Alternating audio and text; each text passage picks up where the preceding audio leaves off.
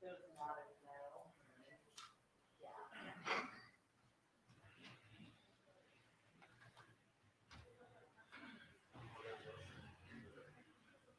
The rest of Joe. What are they saying? In the house. Oh.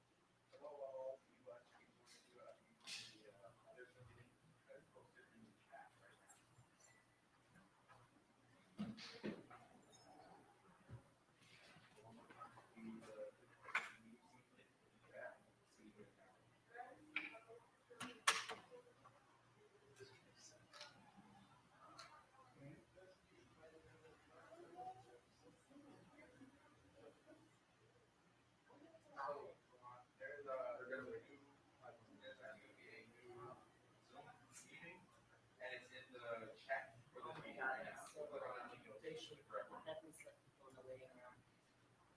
Because people are gonna come on and they're gonna take the time thing and they're gonna log on.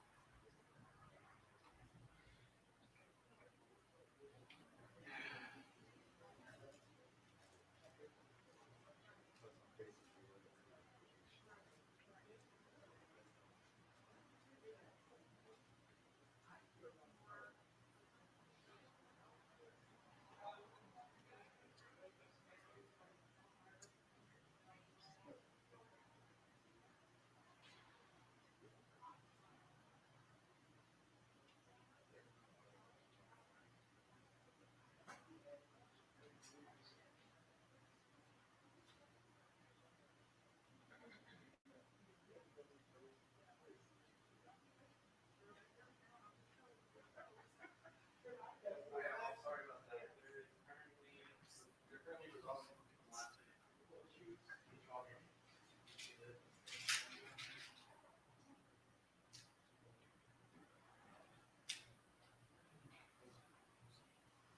Fantastic. Thank you so much. Yes, so we are just going to need a few more minutes. We will gonna start.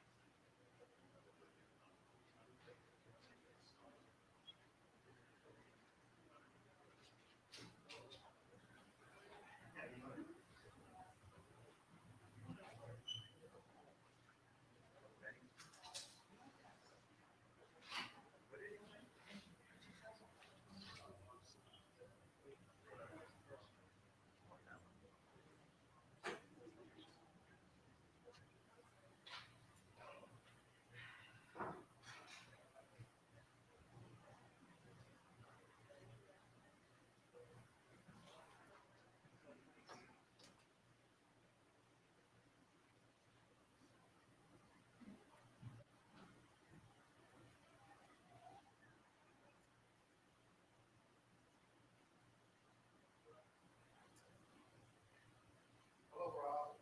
We are actually going to be joining a different Zoom meeting, and we'll drop the link in the chat right now.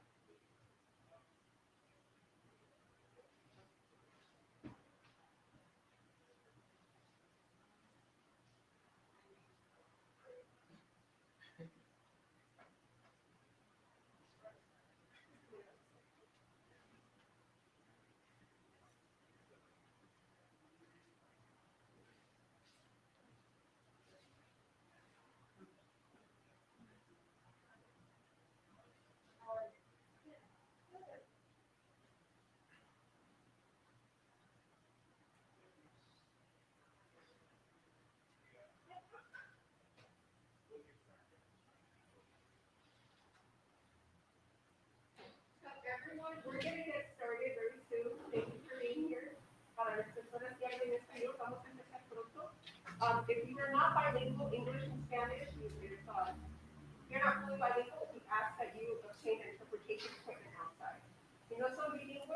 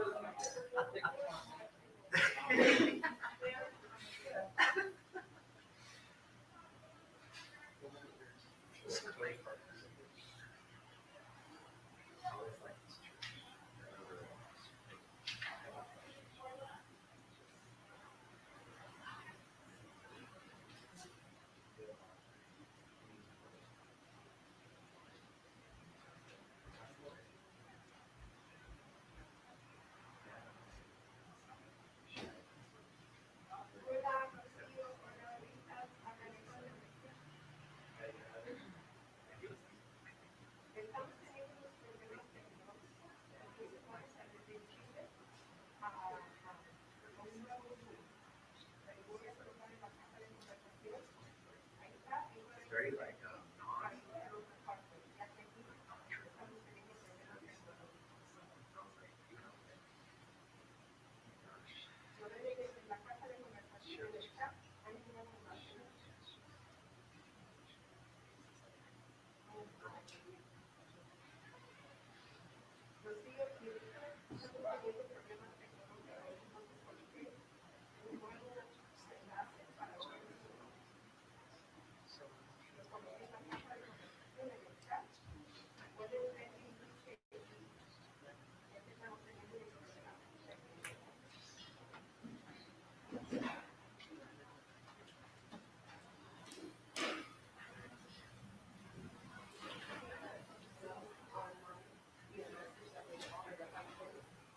Yes. Just give them an update that when we started with the down here, and then we'll start. Set it early.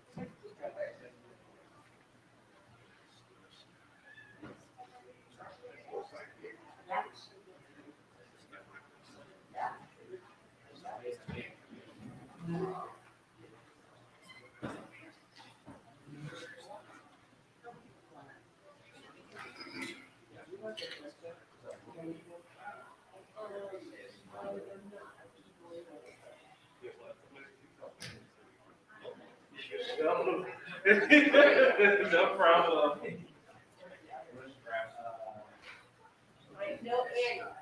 No, well, Annie's not either, but she's good at the food truck. She fully speaks Spanish. I have to see her fully like have a whole conversation. We get by when we're in the field. I've been in the field with her in crazy long. She got by. I don't know if she's fully fluent in Spanish.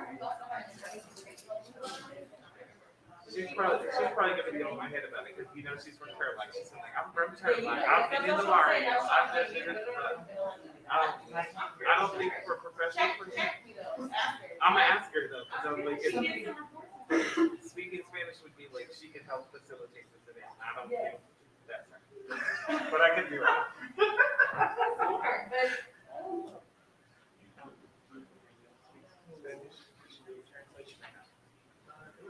Okay.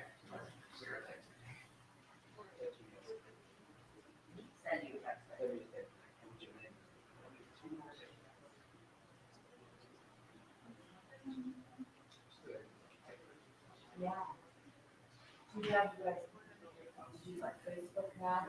Yeah, people love it and like, they like using it. It's like, I don't know if they can let people know. Yeah, that's It's what easy, it's like, hard. Spanish speaking, they'll translate it. I don't know how these tech things work. The what? Yeah. Pretty much.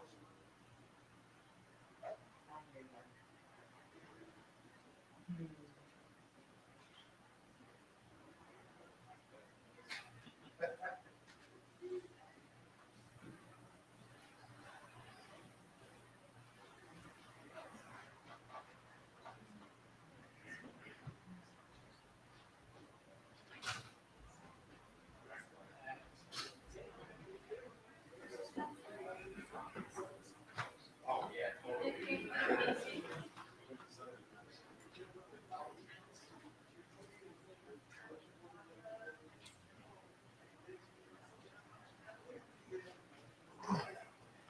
That AC feels so good.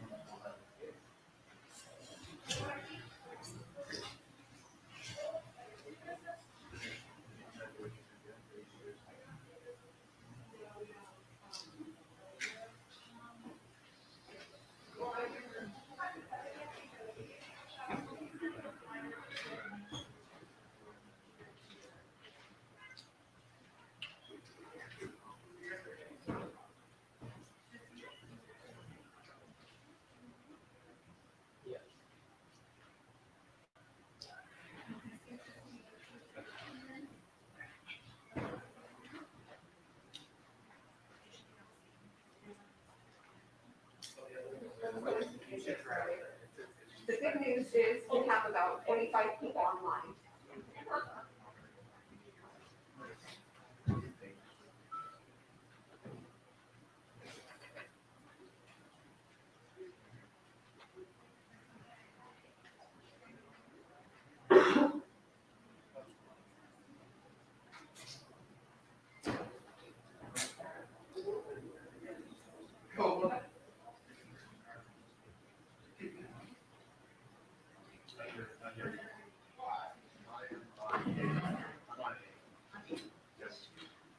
Hi, I'm Ryan.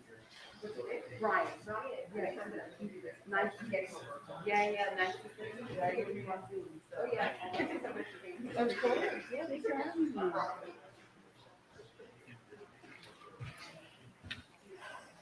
Hi, everyone.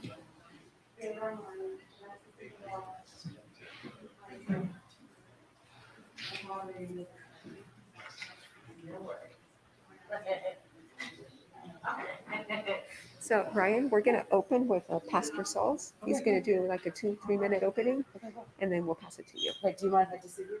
Yeah, no, absolutely. Let's see.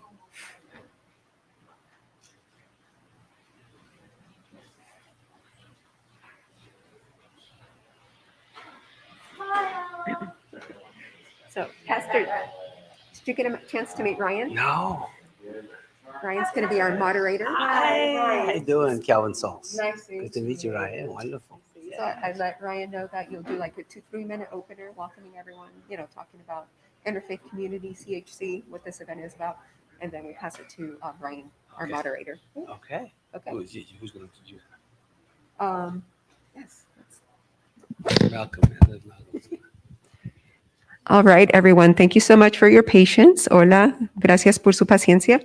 We are going to get started. Vamos a empezar. Y me gustaría introducir a Pastor Sauls. So we will go ahead and get started, and I will be introducing Pastor Sauls. All right. Good evening, everybody. Come on now. We can do better than that. Good evening, everybody. That's it. I know we have some folk who are joining us online. We are glad that you are with us. So this is a hybrid event, right? Okay. We have folk in the house, and we also have folk who are joining online.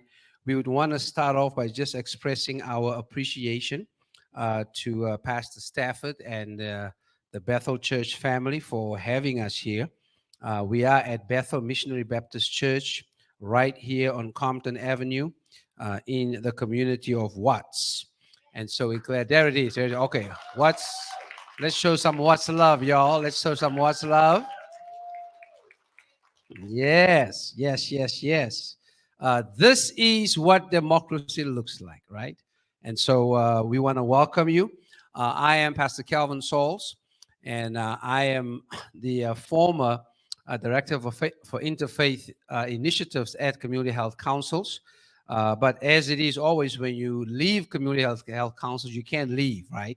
You kind of just, step on the side, but you always have colleagues and friends, who continue to reach out. And that's how this event basically came about. It was all of us pulling together our relationships and leveraging it to serve the community, because in the end, that's what it's about. So I want to give a shout out to Community Health Councils. I know our President CEO, Veronica Flores, was going to join us, but technology is kind of acting up. Probably has COVID-19 or something. We hope not. So I am not Veronica Flores, all right? She looks far better than I do, amen. But glad to be here just to share some words. I want to just share with you the vision and the mission about Community Health Councils, because when you hear this, you will know why we are here. And that's what's so important. Community Health Council is mission-driven, it's purpose-driven, and its focus is the community. So our vision at Community Health Councils is better communities for all people, emphasis on all. Our action statement is foster and replicate models and strategies that promote health and positive well-being across all under-resourced communities such as Watts, right? And then the mission is collectively build equitable systems. All right. And that's what we expect from our elected officials. And that's why we're here at the City Council CD15 Candidates Forum. We're looking forward to our time together. Thank you to all of our co-sponsors who stepped up and stepped out with us to be here, the Southern Christian Leadership Conference of Southern California, because faith plays such a huge role for so many in this community and in the entire CD15. It was important for us to make sure that our ecumenical and interfaith communities show up, because faith is at the center of what we need to be about as we move forward. The Los Angeles metropolitan churches, they are also a co-sponsor. We're grateful for that.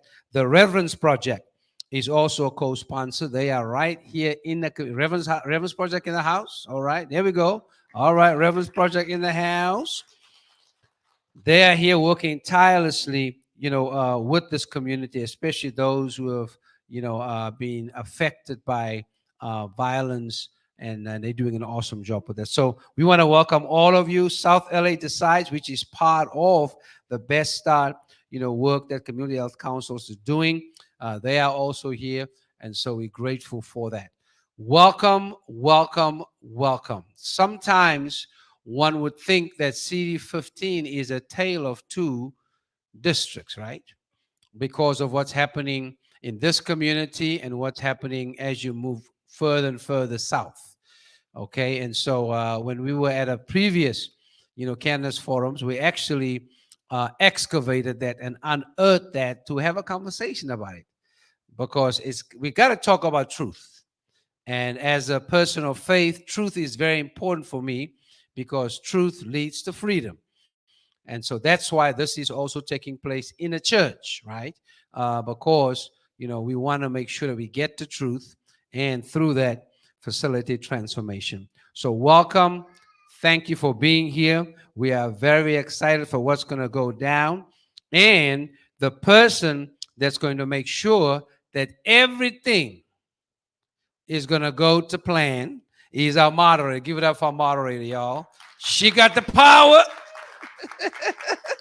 Make sure that things are going to go well. But before I, just invite her up, I want to thank, our security, folk who are here.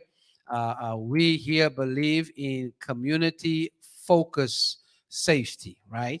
And so we're glad that we have our safety, our hospitality, and our security, team here. Thank you so much. Please, if anything happens, they're going to be our lead, and we appreciate their presence. Let's give it up for them tonight as they're here. Ryan Blackshear Vargas. Did I say it right? All right, I did say it right. Come on, y'all. Let's show her some love as she comes and provides some leadership for us, at this time. Ryan? Thank you. Good evening, everyone. My name is Ryan Blackshear Vargas. I'm a reporter at Spectrum News 1, and I'm honored to be able to moderate this discussion tonight.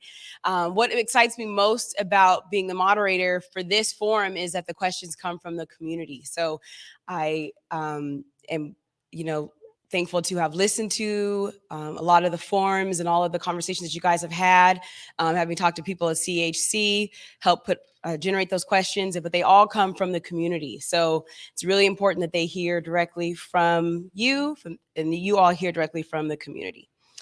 Thank you so much. To introduce you to the three candidates that we have here, I'm going to read some bios, and then from there, I will, as I mentioned, present those questions that came from the community. Each person will have 2 minutes to respond. 2 minutes, 2 minutes, 2 minutes. Okay. Did I say 2 minutes? 2 minutes. So 2 minutes to respond. Okay. And then we will open it up to questions. I know we have people joining us via Zoom and in person as well. So we'll open up after the questions that we've selected. Okay. So if anybody has any questions or anything about that, there are people floating around from CHC who can handle those. Okay. So let's start off with the candidate bios. First, we have Tim McOsker. Did I pronounce your last name correctly? Thank you. Welcome, Tim. Tim is a lifelong San Pedro community member who has dedicated his career to improving the quality of life for all Angelenos. Tim has a long history of serving the harbor area and all Angelenos in many critical leadership roles over his 3 decades of experience in government. Tim served as chief of staff and chief deputy city attorney for former Los Angeles Mayor James Hahn. Tim has also served as city attorney, to various Southern California jurisdictions. And over the past 4 years, Tim served as CEO of AltaSea, a nonprofit advancing scientific discovery and collaboration in ocean sustainability.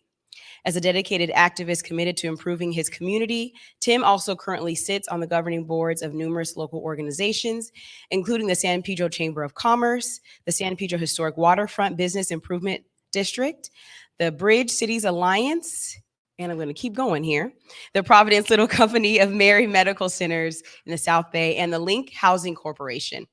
Tim met his wife, Connie, in junior high school, and their children, Nella, Miranda, Garrity, Eamon, and Conlon, were all born and raised in San Pedro. So welcome, Tim. Bryant Ordega over here. Nice to meet you, Bryant. Bryant Ordega is a lifelong resident of Harbor Gateway, Los Angeles in District 15. His parents immigrated here from Nigeria. Bryant and his sibling were raised in a single-parent household. When he was 7, his dad was detained by ICE and forced to leave the country. Bryant is a first-generation college student, attaining a BA in political science and labor studies from UCLA. Bryant became a leader in the Sunrise Movement, a national climate advocacy organization fighting a bold plan to create good-paying green union jobs, building a fossil-free city. Bryant served as a board member of the Harbor Gateway South Neighborhood Council, where he advocated for budget transparency, homeless housing, and community relief during COVID-19. Bryant currently works as an LAUSD high school teacher. Bryant's top priorities are addressing homelessness, expanding health equity, implementing guaranteed basic income, and addressing our climate crisis by investing in fast, efficient, and free public transit. Bryant is fighting to make Los Angeles a sustainable and livable city for all. Welcome, Bryant. And Danielle Sandoval. Danielle Sandoval is a community leader, entrepreneur, and third-generation Angelino. As the former president of the Harbor City Neighborhood Council and the area's budget advocate, she holds City Hall accountable for delivering clean air, especially to communities impacted by the Port of LA, and ensuring essential services are provided equitably to underserved communities. She is running for Los Angeles City Council to lift the voices of those who are too often left behind and lead an inclusive recovery from the COVID-19 pandemic. After spending 20 years working in the hospitality industry, she started her own small business. Her firm offers low-cost legal assistance in communities of color. Danielle served as ILWU Federated Auxiliary 8 president, ILWU Federated Auxiliaries treasurer, and Southern California District Council delegate. She's committed to workers' rights and marched in solidarity with Los Angeles' teachers and hosted organizing meetings when they were on strike. Danielle is a proud mother of 3. Welcome, Danielle.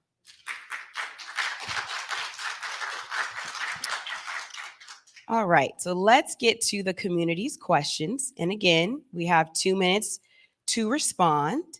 And I have someone here who will be reminding me of the time, and all of you, okay? Everyone can see? All right, great. Bryant, let's start with you, okay? And everyone will get the same question, but let's start with you, Bryant. What is your number 1 policy priority for Watts? Can everyone hear me okay?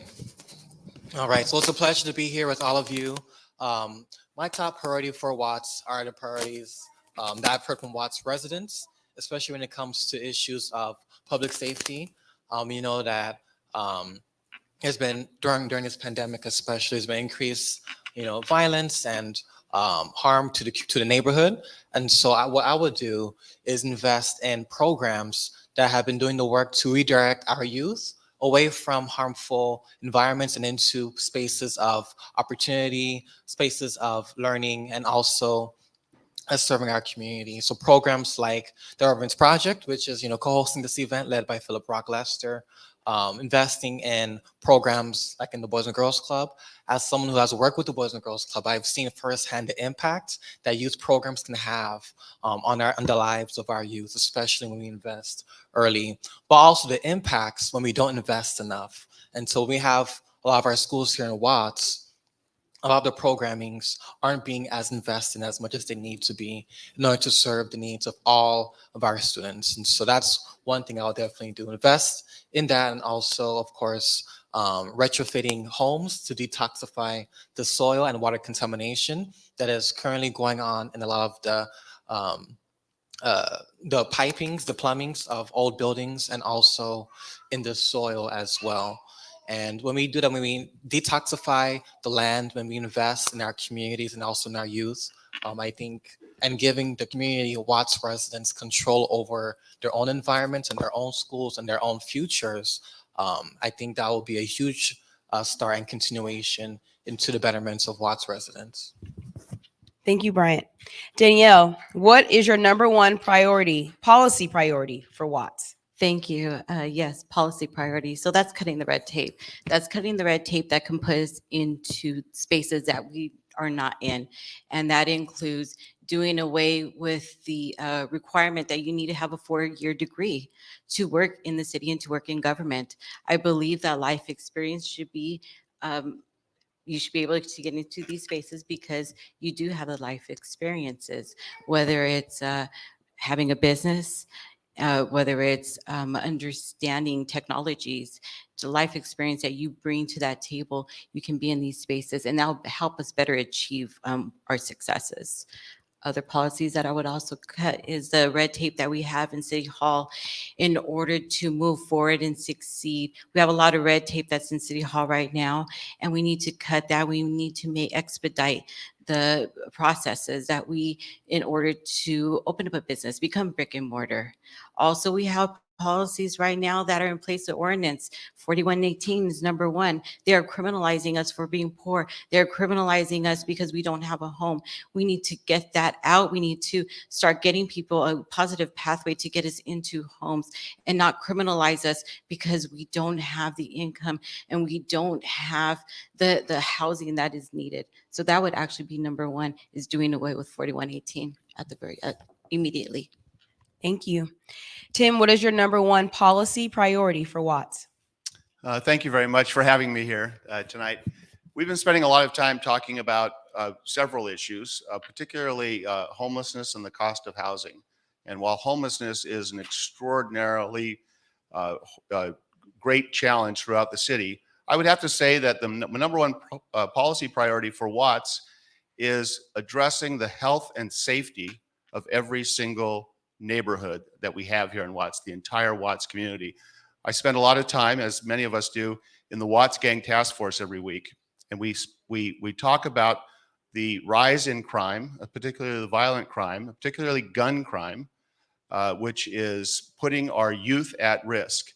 And we know that the CSP program in our developments has been an innovation that's very important to create a trusted bond between the police and the community.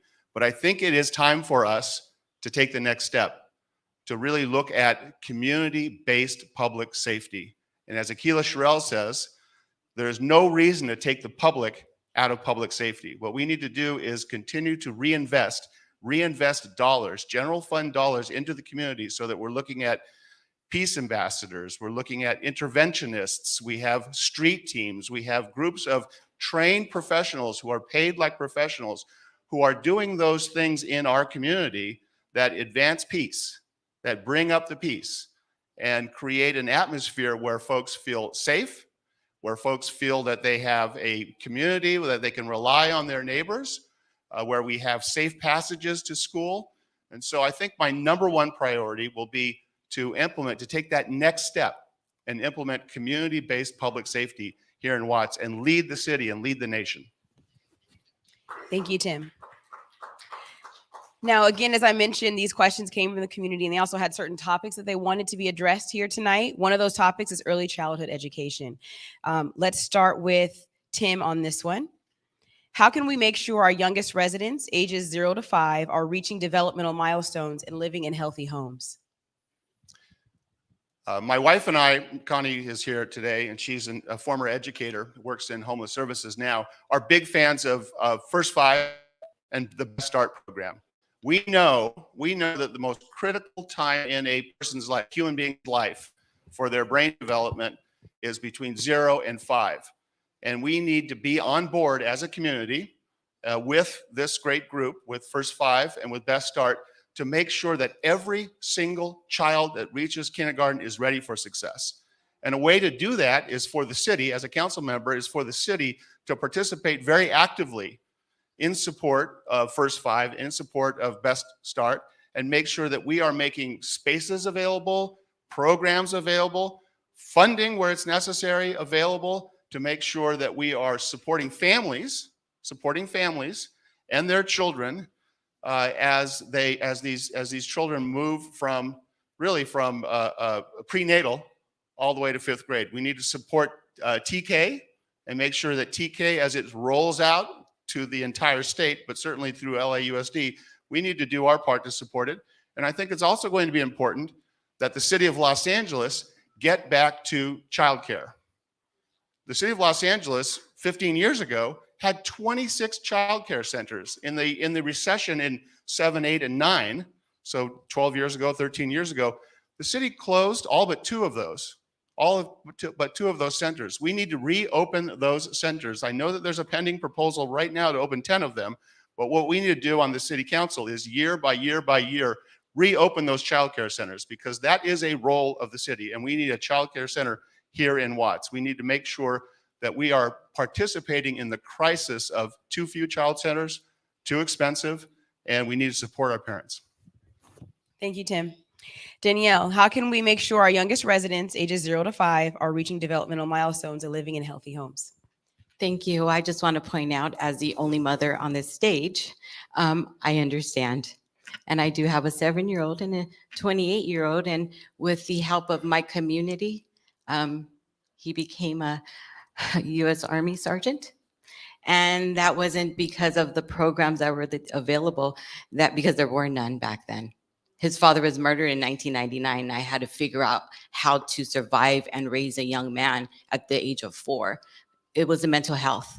It was the mental health services that were not available to me in order to get him through this difficult time. It was the mental health services that I needed in order to deal with a tragedy. It was the mental health services that I needed to help me get through food insecurity, to help me get through losing my home, to help me understand why I was going through this and what was the next step. Yes, I needed childcare, but I also needed the counseling and the mentorship to get me through this difficult time. And yes, a child at that age, how can they learn when they're going through a tragedy? I saw my first murder when I was 8 years old living in LA. Somebody got shot and they went through a drive-by. The next day, I could not figure out what I just saw. And how was I going to learn? So not only do we need childcare, we need mental health services to help us get through these tragedies. And we're still going through it. This was the 90s. We're now in the 2000s. And it's not going to stop unless we provide the resources for mental health and healthcare. I didn't have healthcare either. We need mental health services, healthcare, and a place where we feel safe and secure, and mentorship with other people that have experienced the same, so we can help each other. And that is what community-based is, and community-based services. Thank you. Thank you, Danielle. And we hear a little one right here. Yes, we hear you, little one. This is about you. All right, Bryant, how can we make sure our youngest residents, ages 0 to 5, are reaching developmental milestones and living in healthy homes? All right. So after my father was taken away, my mom, she was at nursing school during that time. My dad was a breadwinner. He was a taxi cab driver.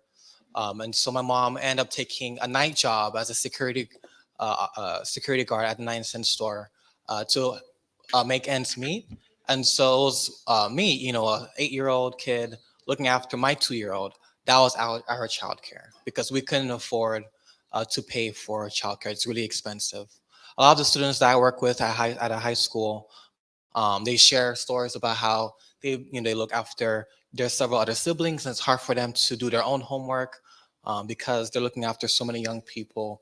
In our district, which is one of the youngest districts in the city, Watts being the youngest neighborhood in the city, we have a lot of young people looking after other young folks. And that's because we don't have universal childcare. I believe that regardless of your income, regardless of your zip code, every family should have access to childcare services. I support opening a health department in the city of Los Angeles to reduce the burden from the LA County and create community care centers in each and every neighborhood where folks can get childcare services, healthcare programs, youth programs, counseling, mental health services, and more. Because, and then also at the same time, that these jobs that we are creating, these jobs also pay a living wage with benefits, so that the folks who are looking after our kids are also being looked after as well. Thank you, Bryant. Next question, and I'm going to start with you, Danielle. What is your plan for vacant lots and old buildings in the neighborhood? Thank you for that. It's so sad when I go through our district because I'm out every day in every community, but especially in Watts, to see all the vacant land, and it's not even being maintained. It's been abandoned, and they're owners of people that don't even live here, that are not even a part of our community. And so it's forgotten, and it's becoming a blight. And so what I would like to do is not only start imposing fines on these landowners that own these lands and these spaces for the blighted areas, but a possible way to take those the real estate back and start building. And start rebuilding our community, start building affordable housing, start building an economic corridor so we can start recycling the dollars here. We can start creating jobs that are local. Local doesn't mean right now the criteria of the radius is anywhere from Ventura or the east side. That's local in Southern California. Local to me means right here where you can take public transit from your home to your job, not outside of our district.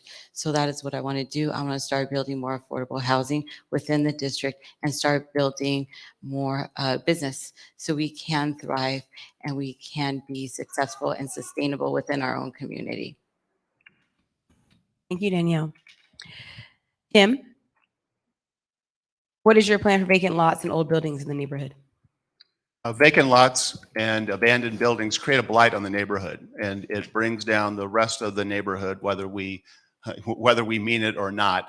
It just is bad for the neighborhood. And there is a process under state law and the code to begin providing care for a building that's been abandoned. You notify the property owner who's absent and will not show up. You begin providing care on contract, and you put liens against the property. You can do the same thing for vacant lots, clear them and put liens on the property.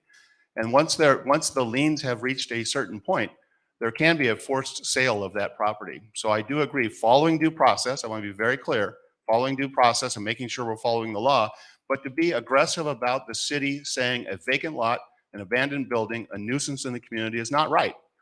And then what we do is we follow that process, and we make repairs, we put liens on the property, and then we ultimately can take the property back and do those things that we want in our community, that we decide, whether that's going to be a community farm, which is a great use of a little pocket park essentially, or whether it's to redevelop the property for housing, for affordable housing, or for community uses, depending upon what surrounds it. So my thought is that we become very aggressive about sticking up for our community and conducting these things that are called summary abatements, and then a lien procedure, and then cause a transfer of the property. If we have an absentee landlord or absentee property owner that's basically neglecting the property and committing a damage on the entire community, we need to address that, and I would be prepared to do so. Thank you, Tim. Bryant, what is your plan for vacant lots and old buildings in the neighborhood? Right, so there are at least two things that we can do. One, we can repurpose these lots as permanent supportive housing. We are facing a homelessness crisis here in Los Angeles, which is the second richest city in the country. So it's an injustice that we still have people who have no place to go. And so we can use creative solutions like repurposing these vacant lots as permanent supportive housing, where folks not only have a safe and secure roof over their heads, but also mental health services, drug addiction services, family services, and more. We can also repurpose a lot of these lots, remediate them, return them back to nature, like community gardens. Near the 92nd Elementary School here in Watts, there's a community garden called New Beginnings Community Garden. It was on a lot, beforehand, it was a trap house that burned down, and the community turned that into a community garden. And so neighbors can put their seeds, plant their tomatoes, cucumbers, and also benefit from the fruits of their own labor. And so by repurposing these lots for housing, for community gardens, we can improve the health and well-beings of folks who are experiencing extreme levels of poverty via homelessness, but also folks facing food insecurity as well. Thank you, Bryant. The next topic brought up by the community is food insecurity. So the questions will be as follows. The first one, and I will start with you, Bryant. In our neighborhoods, families have a hard time eating fresh produce and other healthy foods. What is your solution? Right, so Watts in particular, and just like many neighborhoods across South LA, and also in Harbor Gateway where I live, in Wilmington, we are facing not only a food desert where it's hard for most folks to find close access to healthy, high quality food, but food apartheid, meaning we don't have ownership, community control over the entire food supply chain. And so I support investing in urban agriculture, things like the community garden that I mentioned, the New Beginnings, like Mudtown Farms, the largest Black-owned farm in Los Angeles, by investing and remediating our land, returning, when we phase out of oil wells, using these acres of land for gardens, we can create local access to healthy, high-quality food, but we can also retrofit many of the liquor stores, because we have more liquor stores than grocery stores, right? And so we can retrofit these stores via financing from a public bank, to support our small businesses and being able to actually afford to provide high quality, healthy, fresh produce, similar to what they did at Hank's Mini Market. We can do that here in Watt and also all across the district. Just to clarify, can you explain what you mean by retrofit? What does that mean? Right, so retrofit basically, so for Hank's Mini Market, for example, it was a liquor store, but the government helped finance efforts to rebuild the store so instead of just providing, liquor and junk food, they actually now provide, fresh produce, fresh meats, and some, a little bit of junk food still, but, but overall, that's what I mean. So retrofitting, transitioning these buildings from sources of unhealthy, toxic food into sources of healthy, high quality food, and also a center for community health as well. So you're saying lettuce and chips is what I'm hearing. Yes. Okay. Chips. Danielle, in our neighborhoods, families have a hard time eating fresh produce and other healthy foods. What is your solution? So when I grew up, all there was liquor stores and fast food places. And I think that we are seeing the effects of that. We're seeing more people that have medical illnesses due to what they're eating and the technologies, using microwaves and food just not being stored at the proper temperatures that they should be. But what my plan is to bring in anchor tenants that do provide healthy choices, to also expand our community gardens as well.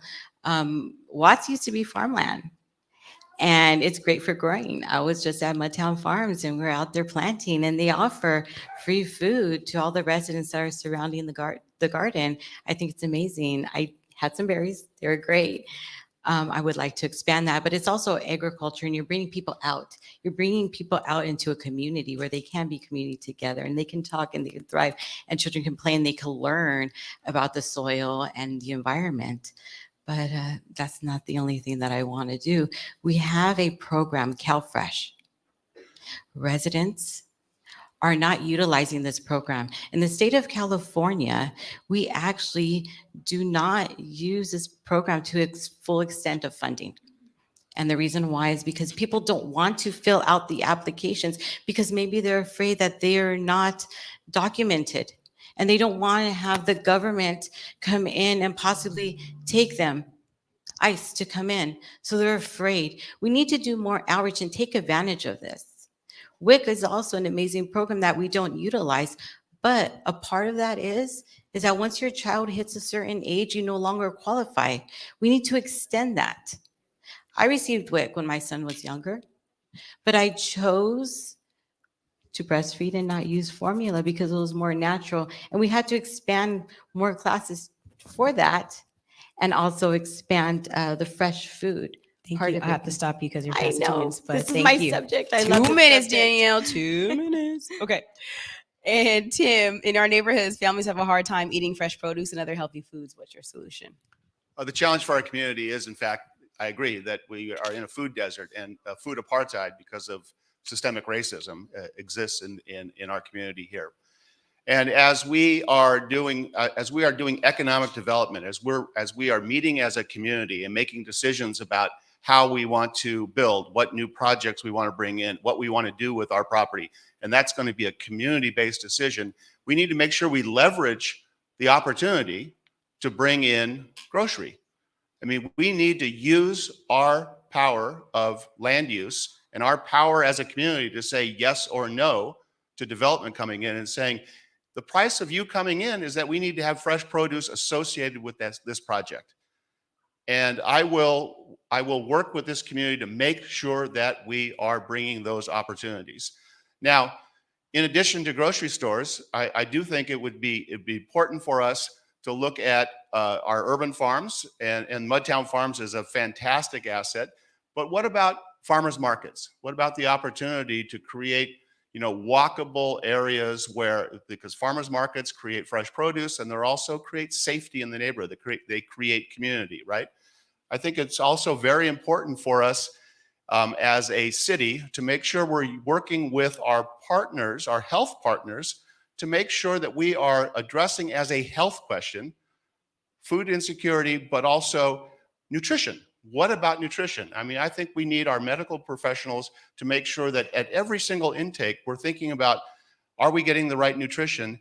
And are we educating folks on WIC, on CalFresh, making sure that we use our communication and our bully pulpit to maximize the opportunity for folks to partake in programs where they can get fresher foods and better nutrition.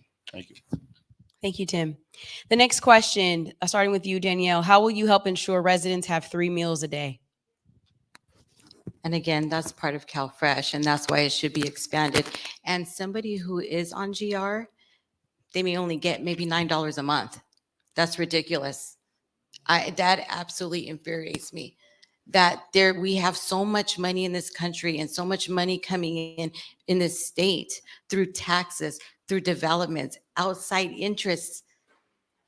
We need to expand these programs so they can have 3 meals a day. But also a part of that is you can only receive produce.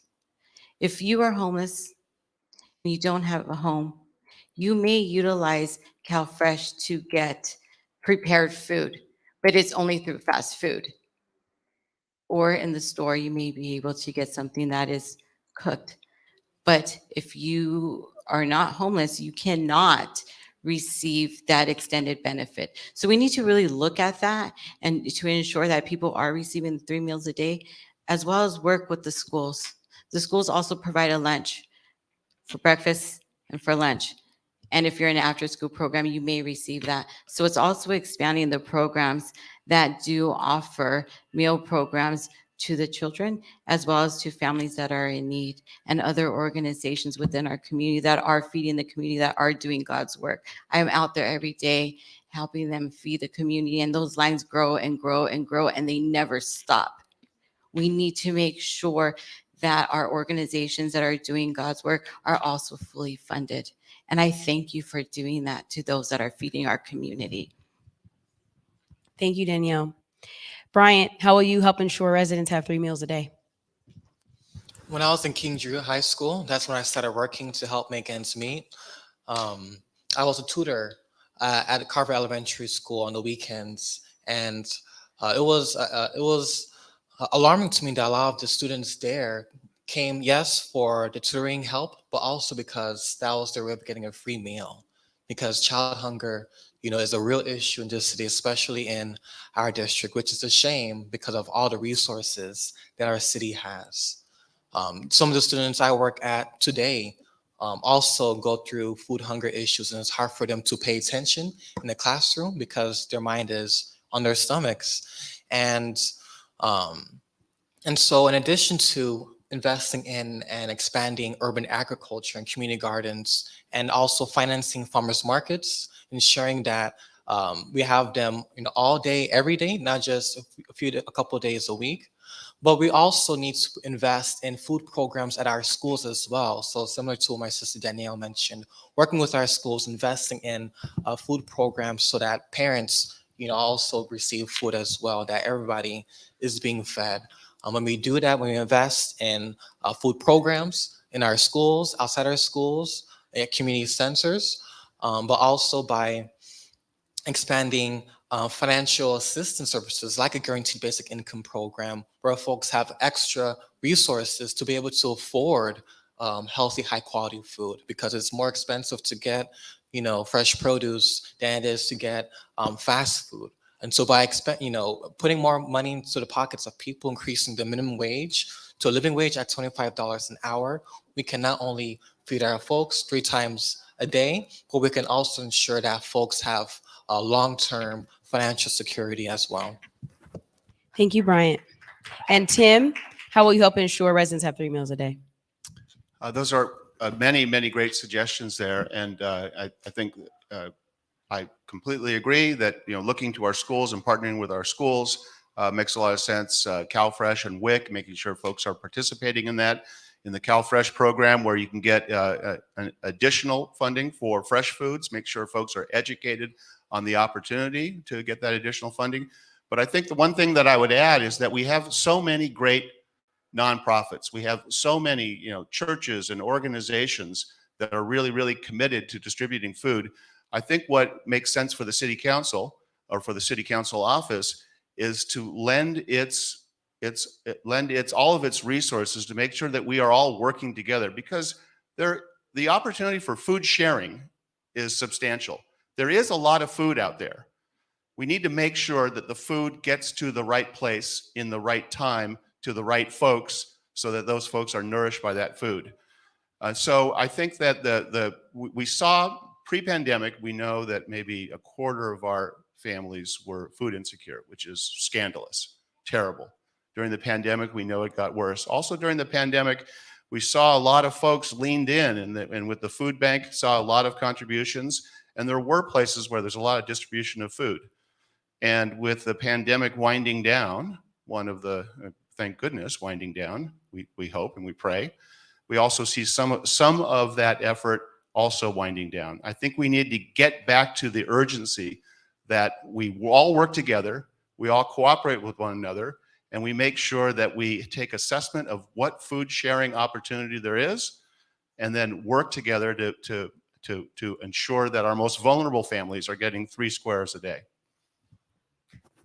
Thank you, Tim.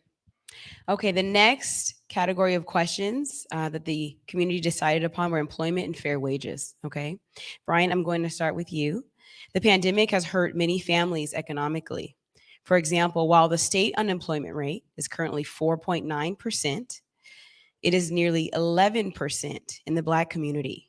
By comparison, the Black unemployment rate was 5.3% February 2020. What is your plan to help people recover economically? And thank you for that question.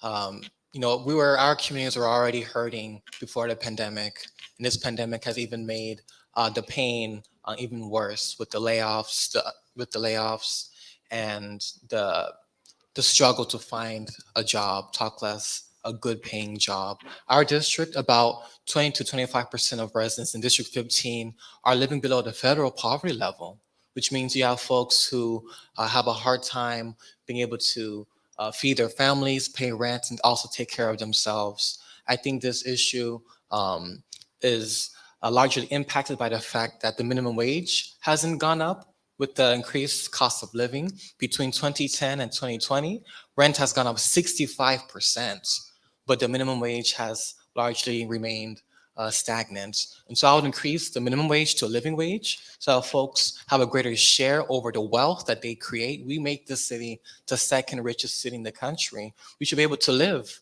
like we do as well. I would also invest in the Guaranteed Basic Income program. We know that most households, especially those who are working class like mine, are one financial emergency away from crisis. And so by investing in a Guaranteed Basic Income program like they're doing for LA County under Supervisor Mitchell's leadership, we can do that here on the City Council and provide financial resources for communities like Watts, which has been largely disinvested.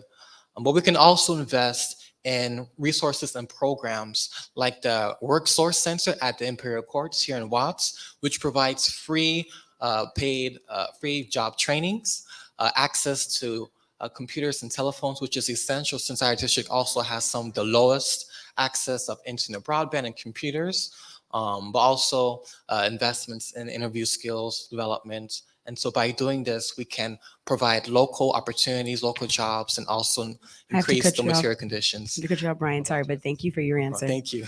Okay, Tim, I go to you. The pandemic has hurt many families economically. What's your plan to help people recover?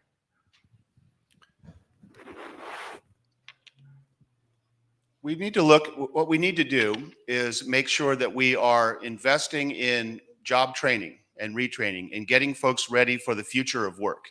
We know that there are growth sectors out there, and what we need to do is make sure that our community is trained for growth in areas like health, healthcare, childcare, and make sure that we are investing in whether those are public programs or private programs, getting folks ready for the logistics. There's a lot of need for logistics training for jobs in goods movement. And what we also need to do is make sure that those jobs are also well paid. We need to make sure that not only are the rates of pay for those jobs good, but we also have to use our resources at the city and the state and the county to make sure that we combat wage theft. Wage theft is a big problem in Los Angeles. It's a big problem in California. So what I would say is that what we need to do is train folks for the jobs of the future, focus on creating more economic opportunities in those jobs, So bringing in more healthcare, bringing in more, logistics opportunities, make sure that when folks get into those jobs, that we're protecting them so that they don't have employers that are stealing from them. And I think also it's very important that we continue to work on entrepreneurship, because it would be very significant for any one of us to open a business, have a successful business, pass that business on to the next generation and create intergenerational wealth. So it is job training, it's protecting those jobs, making sure folks are treated well, and then also entrepreneurship programs so that we're creating new jobs and new wealth in the community. Thank you, Tim. Danielle, the pandemic has hurt many families economically. What is your response? How would you help families? I am the only candidate sitting on this stage that has lived paycheck to paycheck and owned a business. Not because of the programs that were available to me, not because of the school that prepared me, because of life. I had to get there. I had to succeed. And that is what I'm going to bring different to this office, because I understand and I know the pathway to success. It was very difficult to get a job because of the red tape, because when you fill out a job application, you have to show your experience. What school did you go to? What grade did you make it to? Which degree do you have? Where did you go? Our communities don't have that. Are you a U.S. citizen or not? These are the reasons why we don't have the jobs. We don't have unions in our community. We're not a part of those PLAs. We need to start creating a pathway so we can have good paying jobs. I'm going to bring apprenticeship programs into our community. That's what we need.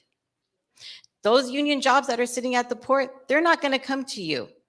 We need to bring the unions to us in our community. That's what I'm going to do. I have already started that. I'm sorry, I have to be frank. If you think those union jobs are coming to Watts, they're not. Those are for educated people with experience who already have the pathway.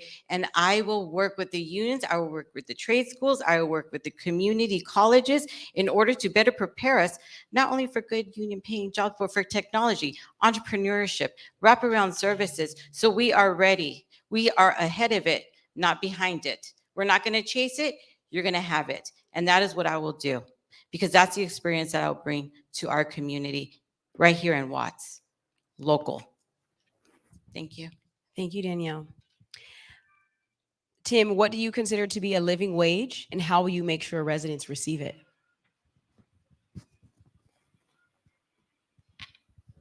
A living wage is, to do the reverse engineering, a living wage is a wage where you have enough to spend 30% of your income on housing, provide for your family or household in food, and live securely in your community.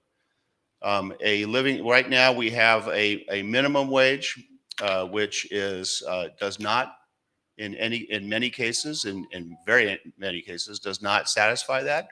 I think what we need to do is continue to raise the minimum wage and bring it to at least $20 an hour, and then continue to work on the government side to bring down the cost of housing and to bring down the cost of living, to put folks in a position where they can live in security and also have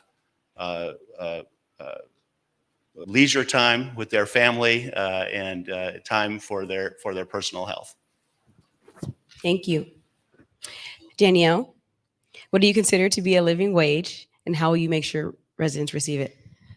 I appreciate the $20 an hour, but I made probably that in the 90s. That's because my minimum wage was $7, and tips and hospitality supported that. That was a long time ago. I know firsthand that people making a living decent wage is making $50 an hour. That's what it is. And it's going to be hard to get there. That's why we need to bring these jobs to us. We're never going to get to a living wage. We're barely going to even see the surface of the water at $20 an hour. That's ridiculous. I don't support that at all. I support really bringing those jobs here that pay the $50 an hour. That's a living wage. Guess what? Rent is $3,000 a month right now.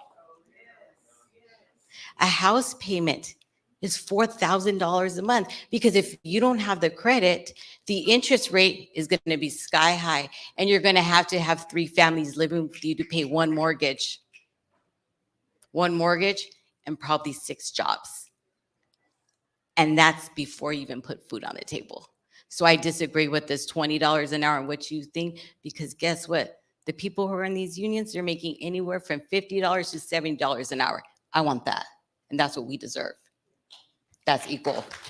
Thank you, Danielle. Bryant, what do you consider to be a living wage, and how will you make sure residents receive it? So thank you for that question. You know, when I was in college, I worked 2 jobs to help make ends meet. This was because as a minimum wage earner in the city of Los Angeles, you can't afford a 2-bedroom apartment. And in many places, like in District 15, you can't even afford a 1-bedroom apartment. And so according to the AFL-CIO, if the minimum wage increased since Ronald Reagan's administration, with the cost of inflation, it will be $24 an hour this year. So for next year, I support a $25 an hour minimum wage, because we have made the city of Los Angeles the 2nd richest city, the 2nd largest municipal economy in the country. Yet the people, the workers at the port, the folks who drive Uber, who work at our schools, etc., we don't actually get a greater share of the wealth that we create. This is about economic justice, as well as getting our fair share of what we create. We pay taxes, we work, we play by the rules. Yeah, we're still struggling to get by. You have folks who are working class meaning we work every day. Many folks twice, 2 jobs, a week, and yet still can't barely make ends meet. That is an injustice. That is insane. And so what we need to do is make the minimum wage a living wage at $25 an hour, so that folks can start living with dignity. But not just that, we also need to invest in a guaranteed basic income program, so that folks have additional resources, so that folks aren't just living to survive, but actually thriving, going on vacation, going to Disneyland, being able to live the type of lives that folks who are ultra wealthy can live. I don't think you should have to be extremely rich in order to have a dignified life. Everybody deserves to have a dignified life. Thank you, Bryant. So I need to do a time check before we continue, because we started a little bit late. I want to make sure everyone in the audience is okay, and the candidates as well. Are you all okay if we go about 20 more minutes or so? I have one more question, and then we'll open it up to the audience. How does that sound, everybody? Sound good? All right, let's keep this flowing. Absolutely. Absolutely. I hope you would say that. I was going to make you stay anyway. All right. The last question before we open it up to everybody. Community members in Watts gathered on April 30th for a peace walk, calling for an end to gun violence. Many mothers were there who have lost their children. What is your plan to reduce violence in the neighborhood? And Bryant, I'm going to start with you. Yeah, thank you for that question. It was an honor to be at one of those events here at the Watkins Park in honor of the 1992 peace treaty. I think in order to reduce the gun violence here, the violence period here, and not only in Watts, but across the city, is by investing more in the community. Communities that have more resources are safer communities. And I think the peace treaty also exemplifies that, right? It was the community that came together and made that peace treaty happen. And so by investing in programs that empowers our youth, that redirects them away from self-destructive activities, we can reduce the harm in our community. We can also do things like gun buybacks, so buying back these guns from folks so that folks who are also have extra financial resources, because there's a correlation between folks who are involved in this type of life who are also struggling to get by as well. That's one of the main reasons why folks end up doing these things in the first place is out of desperation. And so when we invest in our youth, we redirect them into programs that are more productive, that teaches them and shows them that there's more opportunity. Things like at King Juliet Magna High School, where you can volunteer at the hospital and be exposed to different environments, different lives, seeing people who look like you in these positions. That's what motivated me to get into to be an educator. I also didn't want to be a doctor, but being an educator, I was inspired because of the opportunities that was given to me. So by doing that, but also investing in jobs that don't necessarily require a 4-year degree either, because your education level shouldn't determine whether you live in dignity either as well. So by investing in jobs where our young people are able to take care of themselves, their families, and also buying back these guns, instead of locking up our kids, we can actually give them opportunities as well. Thank you, Bryant. Tim, question to you. What is your plan to reduce violence in the neighborhood? Thank you. I want to come back to community-based public safety, and that is reinvesting in the community, investing in those things that promote peace.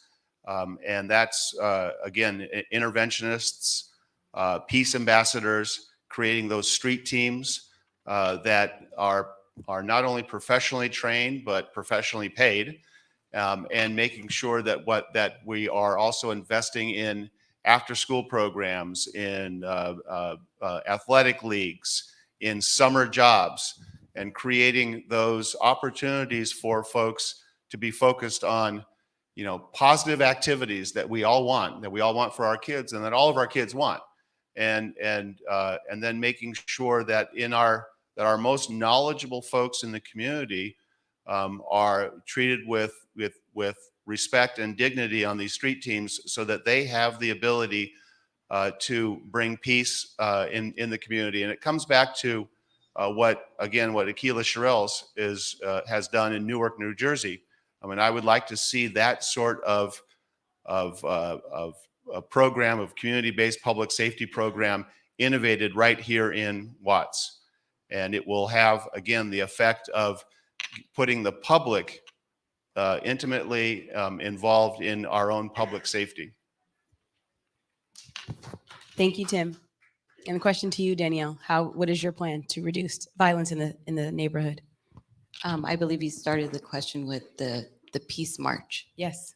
And, I'm actually not proud to say that I was there, because the reason why we were there is because somebody lost their life. That's the reason why we're there. I'm tired of attending these peace marches. I'm tired of burying our children. I'm tired of going to another service. As a mother, the question would be, how did my son get access to this gun? Why is my child carrying a gun? It's the accessibility. Why is it so accessible? The second question is, why do they have it? They're carrying it for a reason. They're carrying it because for protection. Protection from what? What's happening in our streets? Because they can't walk across the street. They can't go to the store. They can't go to school. We just heard about a shooting that happened at Markham. 2 children were shot at.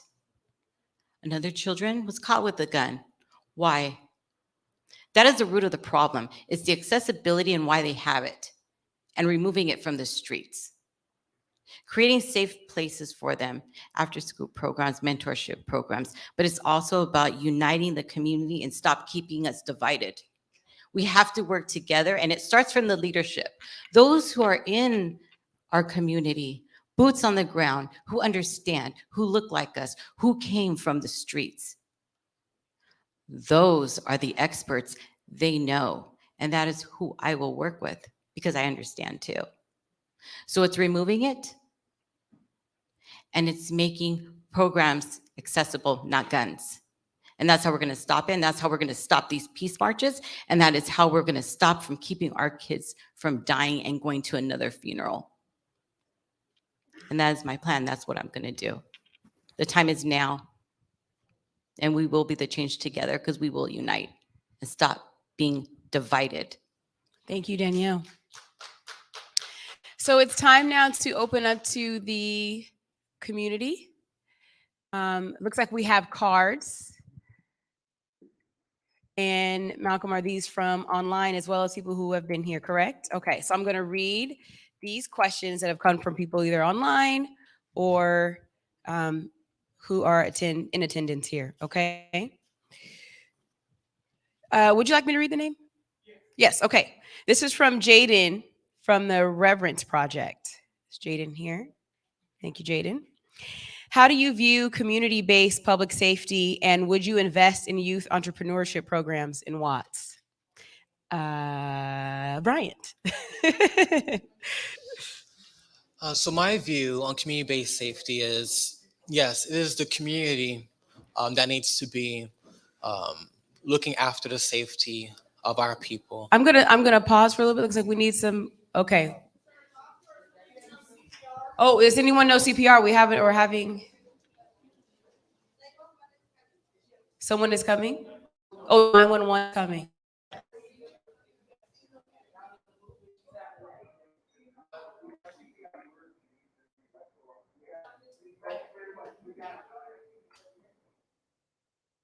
So why don't we take a little break? Okay, let's take about 5-10 minutes.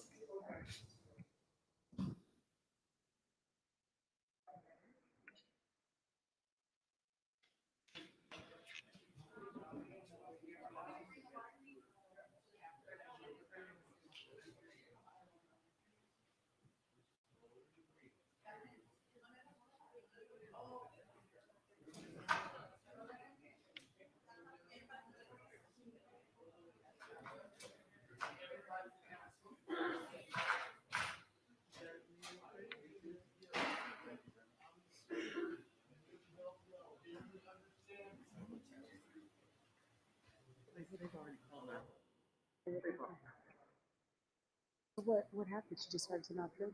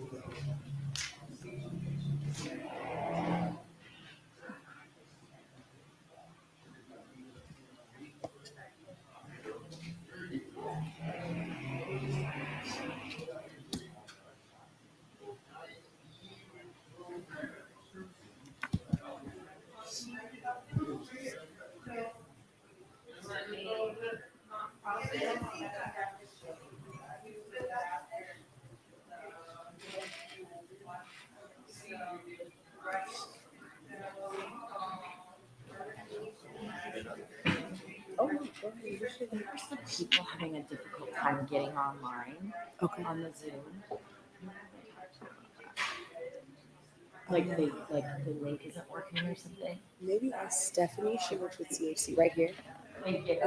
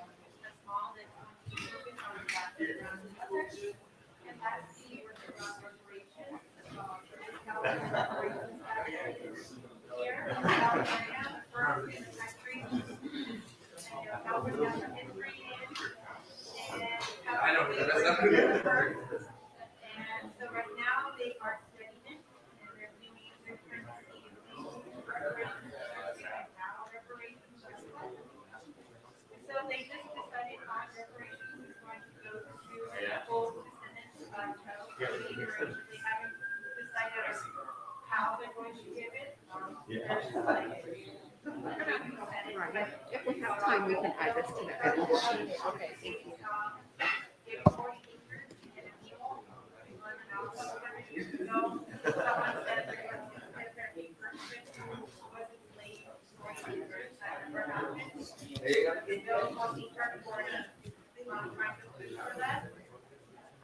So here in California, and they don't know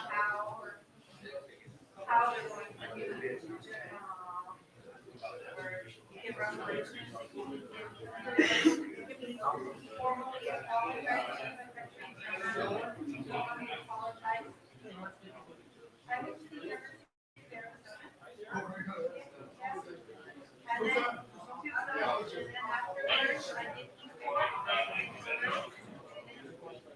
afterwards, I did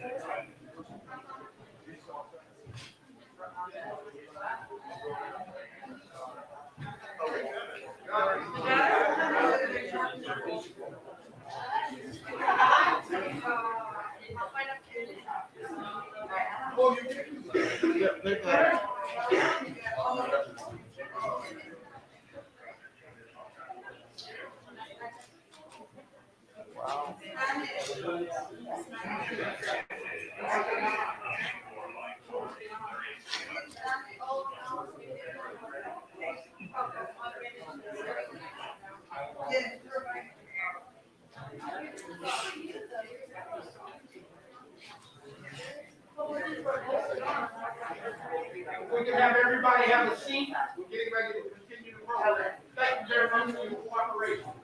Thank you so much. We have everyone Let have me a seat. go ahead and get us back together. Thank you.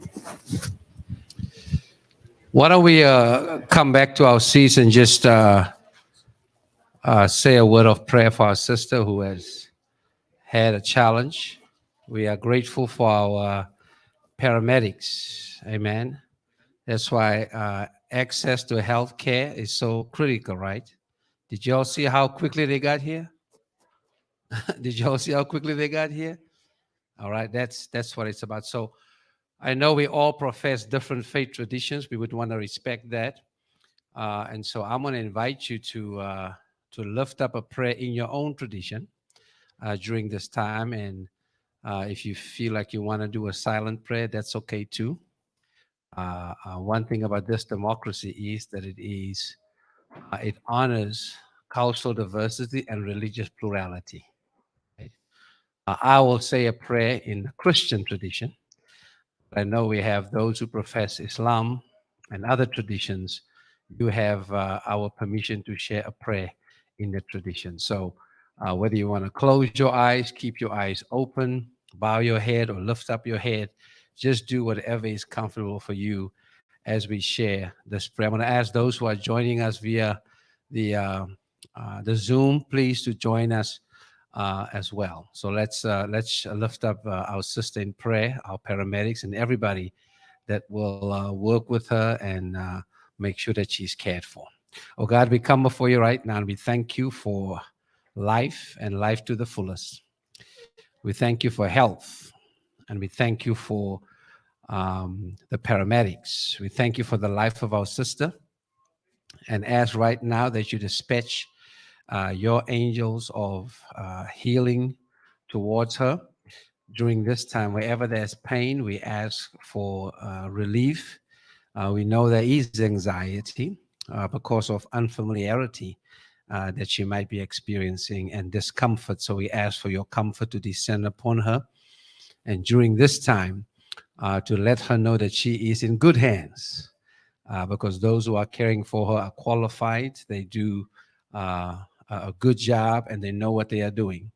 We thank you for our security that reached out and those that sat around her that extended themselves towards her to let her know that she's going to be okay. So we just lift her up. We pray for her family, that there will be reunification and connection with family and friends as they take her to a place of healing. And for all of us that are in this place now, we know this may have traumatized some of us. We just pray for your healing and for you to come and just bring calm and remind us that it is within community that we can experience safety, in community that we can experience security. So we thank you for that opportunity.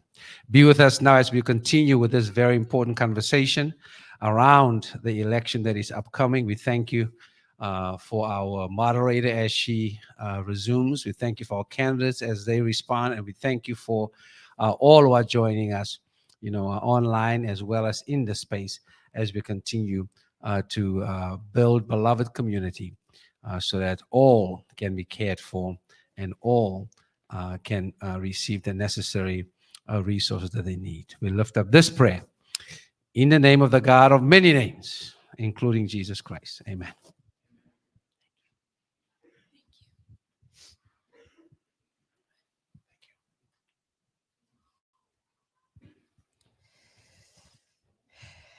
Thank you. All right, let's continue, everyone.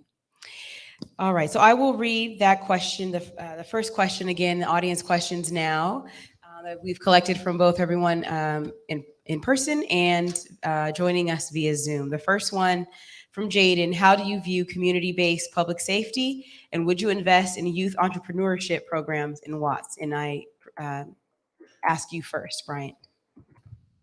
I view community-based safety as a model for how we can truly reimagine public safety by putting the public first, not police. Folks who are from the community who are most impacted by injustice are the ones who are looking after us instead. So investing in community interventionist programs, peace ambassadors, folks who are capable of de-escalating crises without having, a handgun and other types of weapons and gadgets.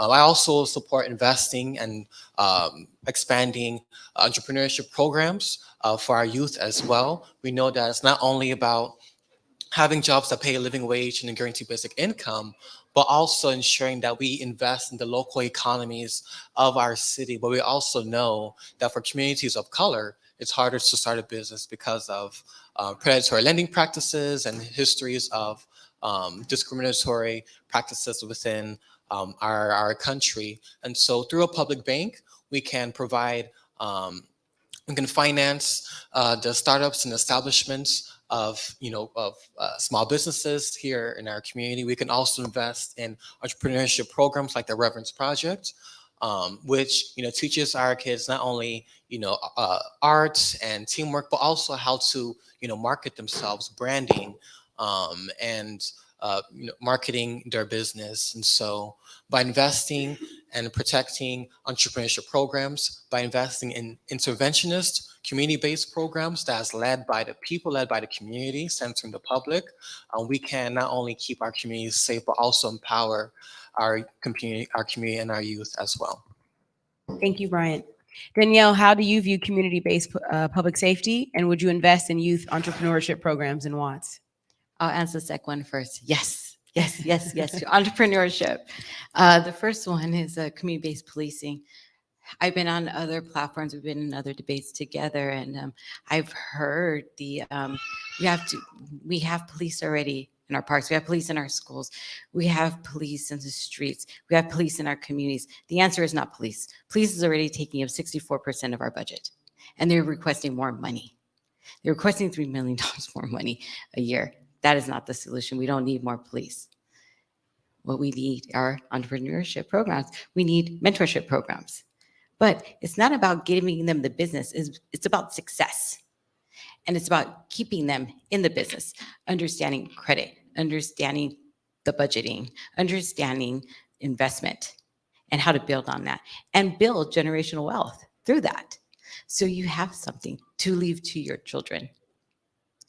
At the end of the day, we want to make sure that our families not only safe, but they're secure, and not only in their homes, but financially. Because financial will keep you in your home. And it's a pathway. It's a great pathway. I really enjoyed. Thank you for the invite project and what you're doing, because you've taken another step further. This program not only said you can start a business, but we're going to teach you how to reinvest in it and build on it, so you can become brick and mortar. So possibly, maybe you could become a franchise. That is generational wealth, and that's what we need to give to our children. But not only for our children, now.